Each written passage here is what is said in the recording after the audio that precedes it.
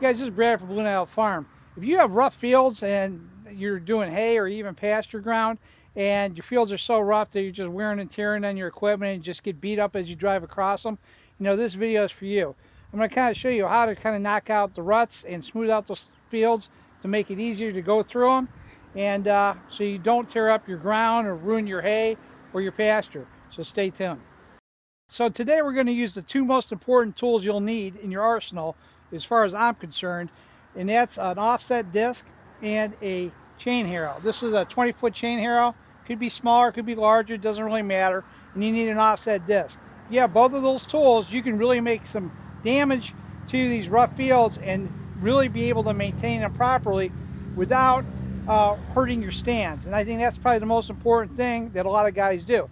So I'm going to kind of show you how to utilize both of these tools to limit the damage and to be very successful in this. Now the field we're going to go through today, it's September 6th.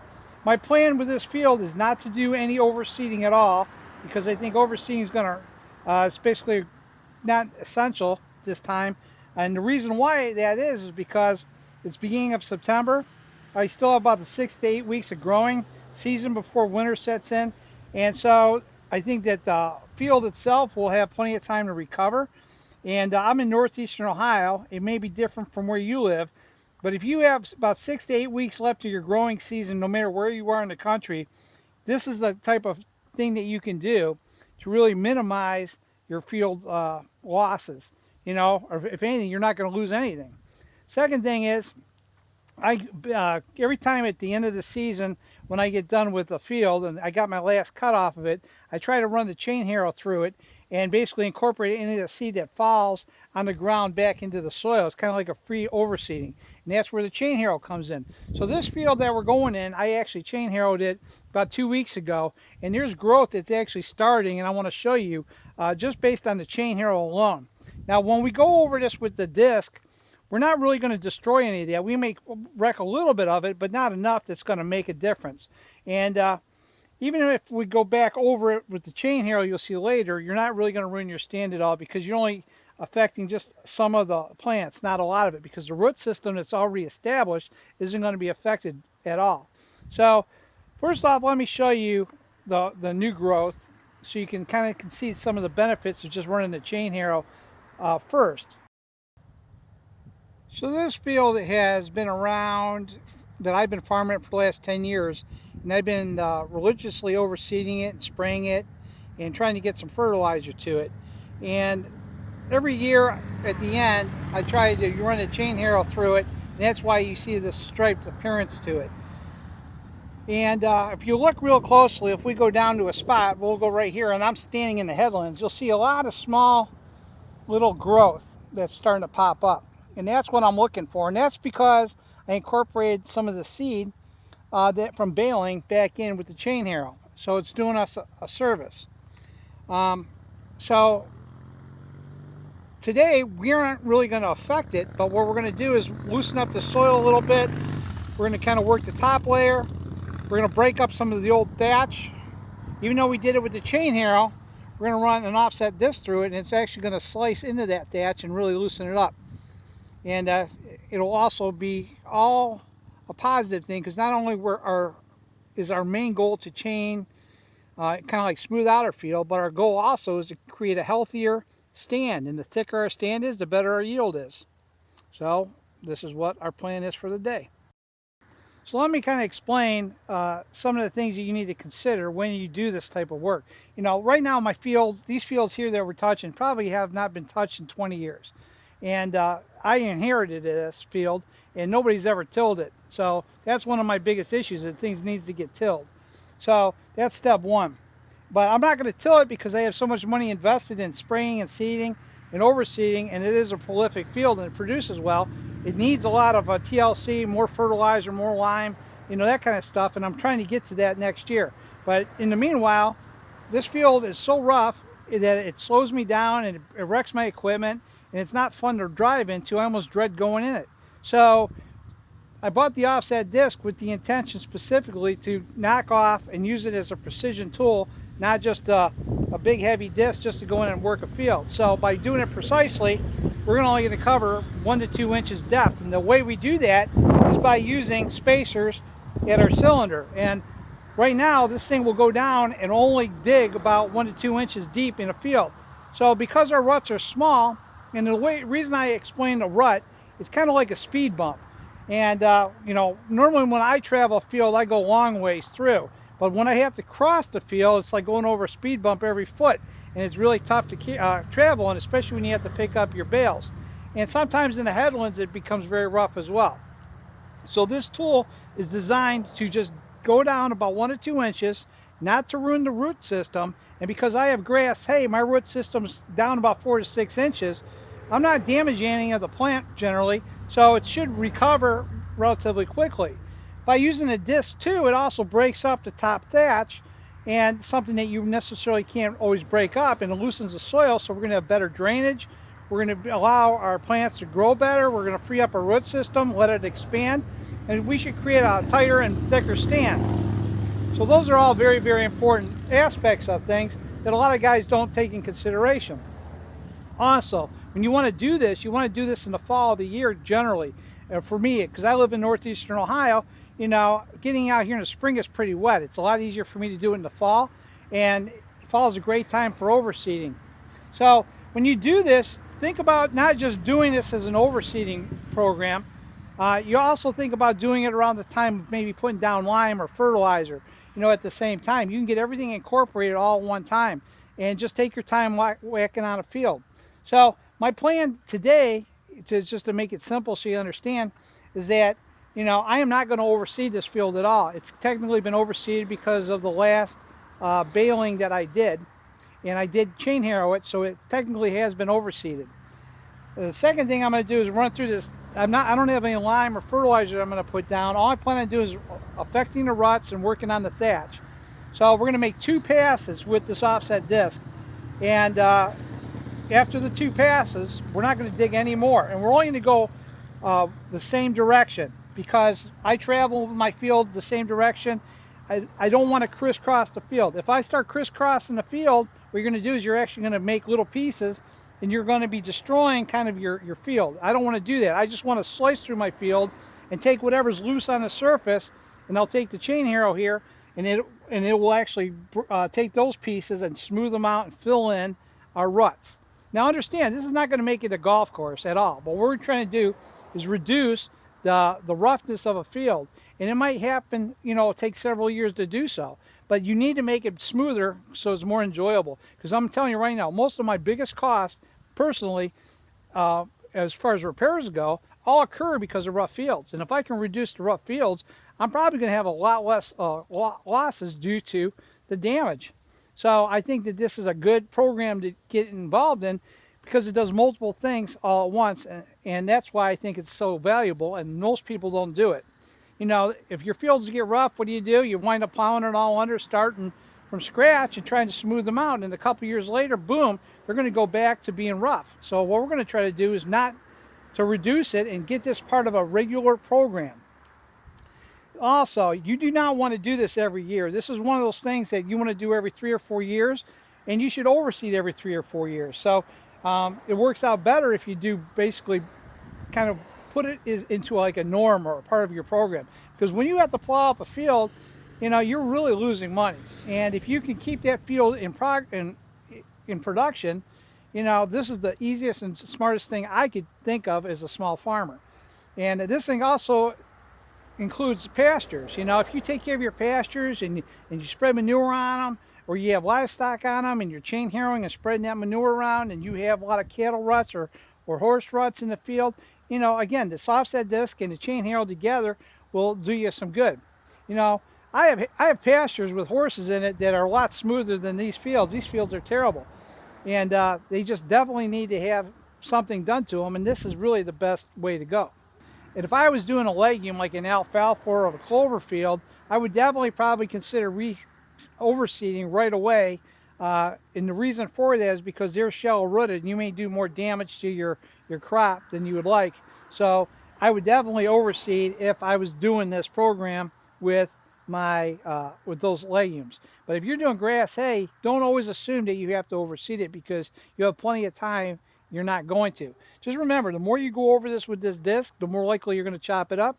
And if you go in the same direction, all you're going to do is cut little furrows in, but you're not going to do enough damage. But if you crisscross, you are going to be cutting into your grass. You're going to make them into smaller pieces, and you're not going to like that. So with that said, let's get out there and we'll start disking. The one last thing I want to point out too is this is not a program that you start today and you finish it next week. You want to do it all in one day. So if you can disc a section, make 2 passes in that field, then follow right up immediately with the chain harrow and be done. That is the smartest thing to do, because the quicker you have your plants covered and moisture kept into the ground, the better off you'll be. Because remember, as soon as I open this up with the disc, you know, every time I cut into it, I'm exposing it to air and sun, it's going to dry out. So the quicker I can get this covered back in with, say, the chain harrow, the better off you are. Because in our mornings, we get a lot of dew on the ground, and that dew is the moisture that helps, you know, keep that soil moist. So it'll help in the germination process. So again, that's key. The other thing too is, when do you do this? You don't want to necessarily do it on super dry air times. We just had rain last night. The ground's a little bit moist, and if I can take a ball of dirt and drop it on the ground and it breaks apart, that's the perfect timing. And I think right now this is a perfect timing for me, because the ground's moist. It's easier for the offset disc to run across it and start, you know, chopping off the high spots. And at the same token, is it's enough that it's going to stay a little bit moist to keep our seed going when we, you know, try to keep our root system alive. And then it's easier to take the offset disc and just kind of break things apart. So you got to take that in consideration. If the ground is really wet, then you don't want to do this. You want to have it just at this ample, perfect timing. And it does take a little bit of timing. But if it is dry, you know, that's what's nice about an offset disc. It has a little bit more bite, and it'll definitely penetrate the ground a lot better than a lot of the other tools that are out there. And that's why we're using offset. So again, let's get out there and let's see how this goes.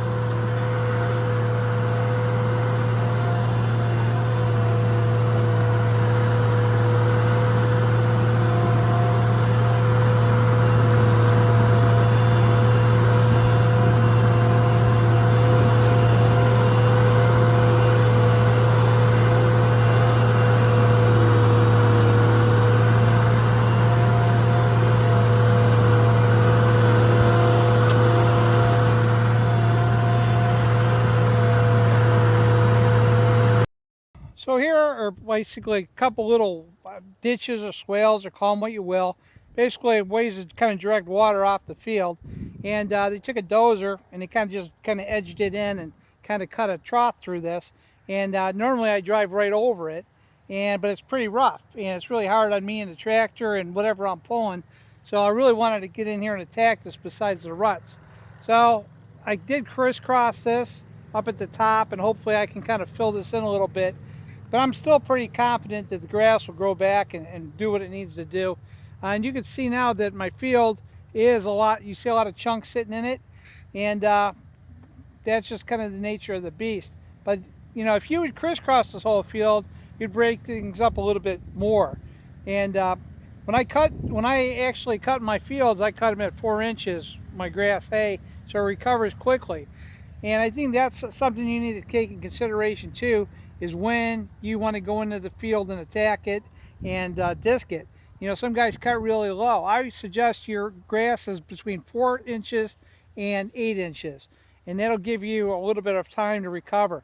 Mine are actually up to 10 inches. Now I cut mine and I disced it in at about 8 in this field. And you know, as far as it breaking in and chopping up, you know, whatever goes into the grounds like green manure, it's going to basically give it a little bit of boost.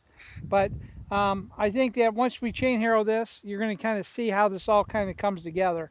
And the chain harrow, whether you do it once or twice, is going to be up to your opinion. The chain harrow is going to break this down. It's going to fill in the low spots. It's going to smooth the field out. It's not going to damage too much of the grass itself. You know, and even if you get clumps, you know, like this, that actually have grass in it, you know, this gets replenished back down into the field, you know, it'll root itself and kind of grow. So, unfortunately, the only downfall to what I did today is that we're not expecting to get rain for like a week. And, but I'm kind of like stuck because you have to do what you got to do when you can do it. If this doesn't take off, I have time to do a overseed. And when I'm going to overseed, it's going to be with a brilliant, kind of like a brilliant tilling seed, which basically is kind of like a no-till. And so that might be my way of doing this if I had to. But I'm going to rely on the fact that it is early September. We got 6 to 8 weeks of growing. This field should recover pretty quickly on its own, and I'm pretty confident it will. So that's what we're going to do here because, like I said, we did overseed this, and I know there's young grass in here. And even if I did this today, I know that there were still seeds that never really got seed to soil contact. So we're going to get more seed to soil contact by running this over with the chain harrow. So I'm sure we have plenty of seeds that are in this ground. So with that said, I'm going to run home. I'm going to go get another tractor, bring it back out the field, hook it up to the chain harrow, and then I'll kind of show you how that works. And then you get a taste of that. All right, so we're out in the field today. I wanted to do everything yesterday, but something popped up at home and I wasn't able to finish it. And there's no rule that says you have to do all this in a day. Sometimes leaving it go for a day, you know, allowing your clods to dry up a little bit don't hurt. And I guess today is a good day. I'm kind of saying that because I have some clods that I might have to go over this field one more time with the chain harrow. And that's just to kind of make sure everything's broken down a little bit better. But we're out in the field right now. We did half of it, and this half we haven't done. I kind of want to show you the difference between the two. And the chain harrow did a pretty good job leveling stuff out and breaking things down. And we still have clods in the field, you know, clods like this. And what it is a clod that has grass and roots. And the roots are still in here, and it just kind of got tossed around. And they're going to be sitting in the field, and eventually with the winter time and the rain, it'll eventually break it all down, and the grass itself, if it doesn't take off, it's just going to pretty much die and it'll sit here. So the chain harrow's goal here is to basically fill in the crevices and the cracks and kind of re-level a rough field and kind of smooth it out a little bit. But it's never going to be, like I said, a golf course. So plus two, as you can see, and as I show you some more photos, like right now I'm kind of like going over a ditch or swale, whatever you want to call it, that was cut in with the dozer. And it was very rough for me to drive over because they used the dozer blade and kind of edged it in. And they really didn't smooth it.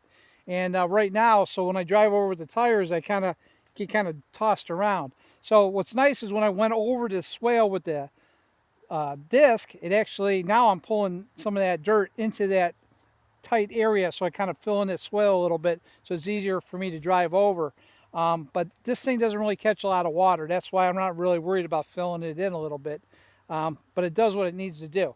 But the chain harrow itself, because this is a heavier duty one, this allows you to really kind of drag a bunch of material and break it apart, and does a relatively good job. So let me show you what it's like before we brought the chain harrow in, just so you can see the difference. So right here is more of an extreme version going through this swale. And now we're breaking up some pretty decent clods in here that we're going to try to break up, and we're going to pull it in to this little spot that I'm standing in. This is the low spot. And as I drag through it, some of it will land in, some it won't, and we're just going to kind of keep it moving and keep it level. It's either going up the hill or going into the swale.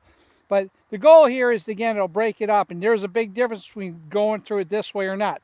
So here you see an example of rough, and we haven't got to it yet. And over here is what it looks like after we went through it.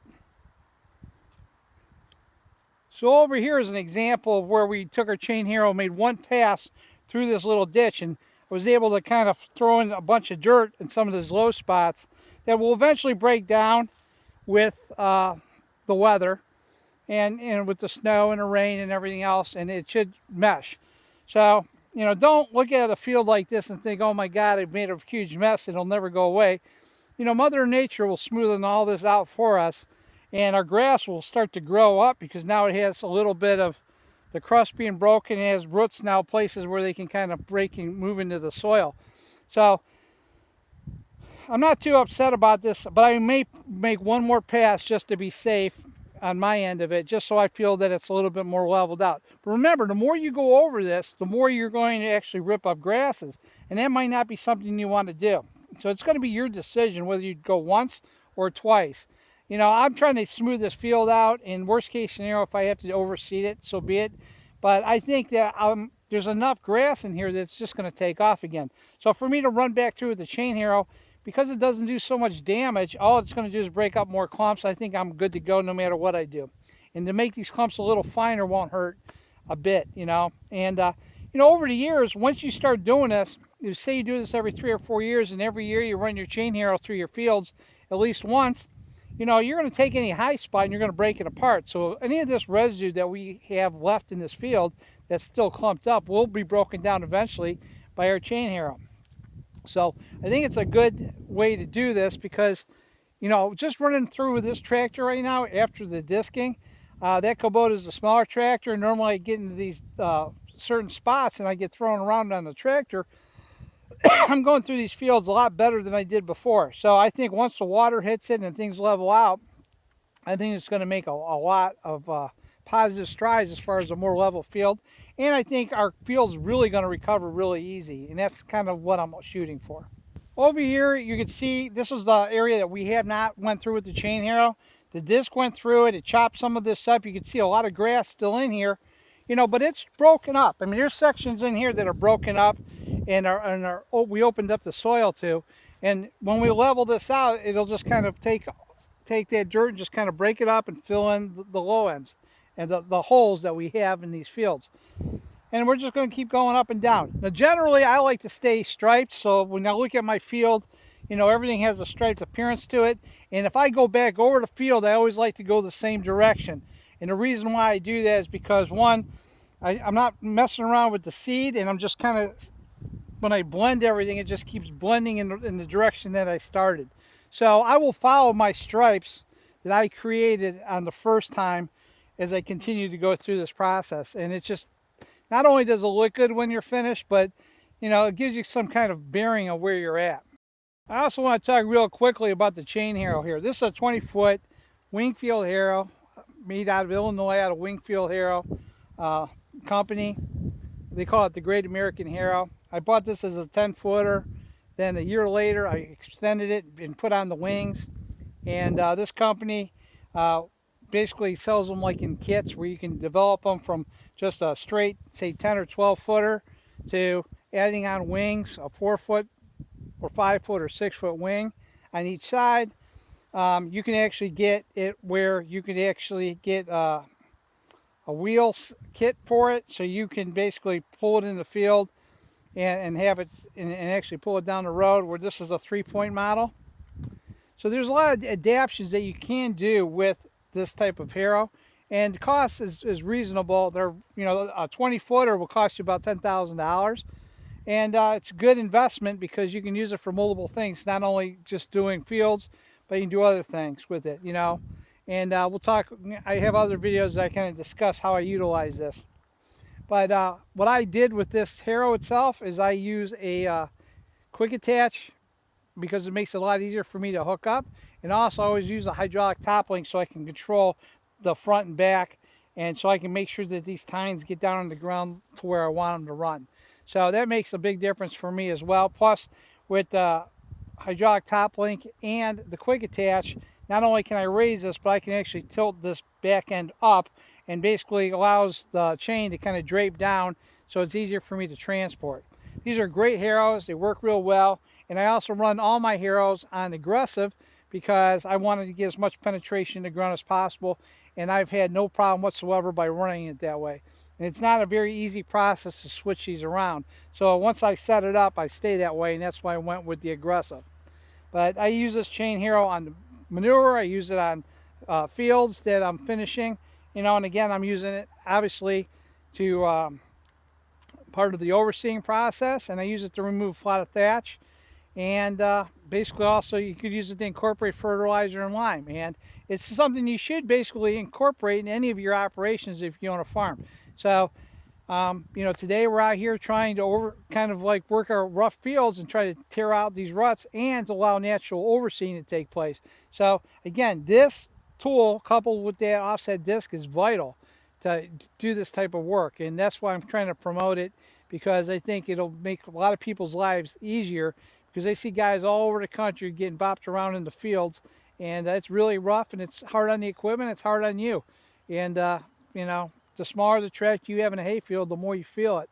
And that's why I kind of like running it over here with the 70 horse tractor, where the 100 horse tractors, basically run the disc. I can tell whether I've made positive results or not just by driving this tractor in here, because I use this tractor in my baling operation, and runs the tethers and so on and other things. And it really, I feel the difference when these fields are rough. So again, chain Harrow is a vital tool, and it's something that you should consider, especially when you're using it for overseeding and leveling out fields. So I'm out in another field that I wound up doing, taking the offset disc through, went through twice. The field was really, really rough in specific spots, and I really chopped it up pretty good, but I stayed the same direction. And I only ran through the chain Harrow one time, just like I did the other field. I told you I was contemplating whether I was going to go through it twice or once.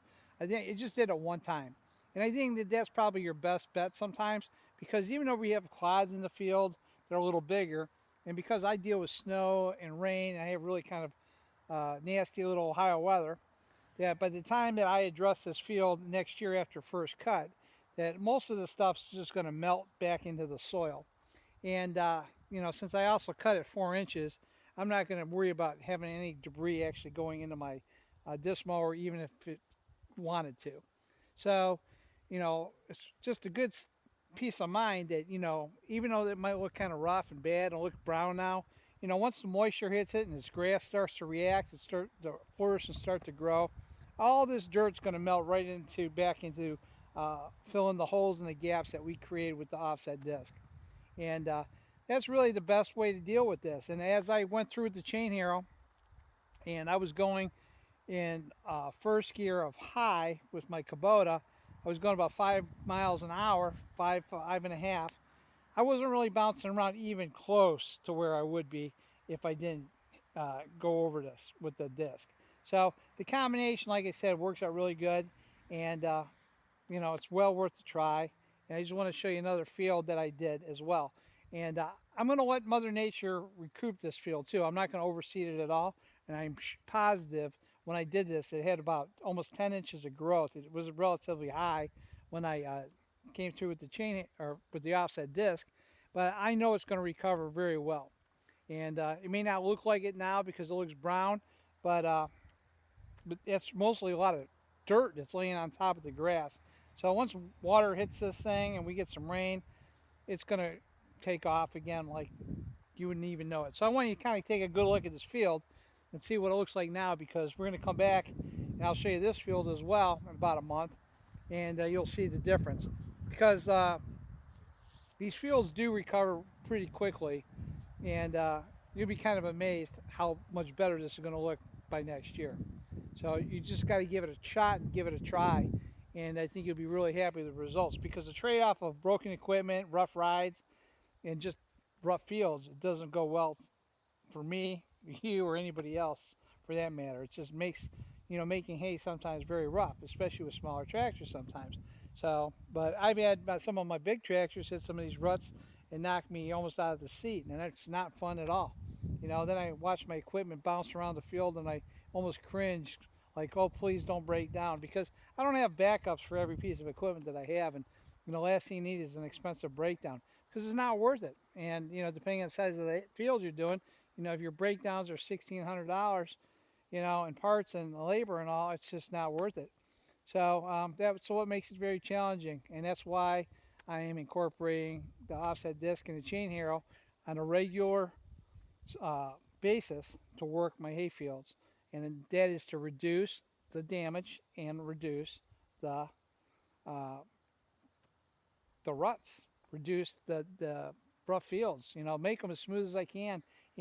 And that makes a big difference. So, and I think it's also a good way to make healthier fields. So here's a field I did 3 weeks ago, and you can look and see still some of the grass that's still on the ground that were balled up under the chain harrow. But when you're looking down on the ground, you would not really know. You'll see some marks where my disc cut through. Almost looks like I planted oats or wheat or something.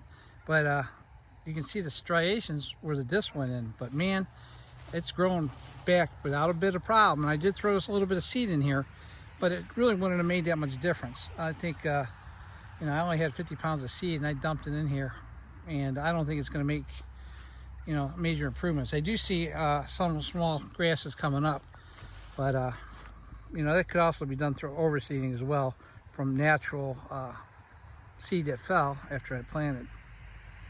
But really, it's coming in good. It's been probably 3 weeks. We've had a little bit of rain. Grass is starting to grow now, and it's recovering. And just this a quick example of how easy it works as long as you don't tear up your grass.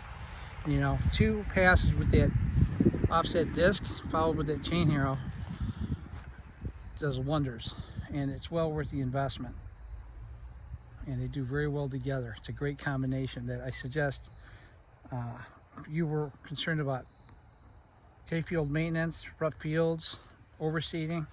It's a great combination.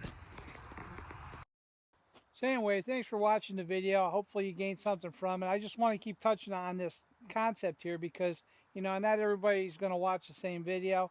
And, dealing with rough fields is a tough road to haul for most of us. And, the equipment breakdowns, they eat you alive. But, using these tools to benefit you in the timing of when to do this chain harrowing and offset disc concept of smoothing out your fields. Remember, you should only do it every 3 to 4 years. You don't want to do this every year. And time it in August and September. Time it 6 to 8 weeks before the end of the season. Time it when you plan on doing lime and doing multiple things with your field.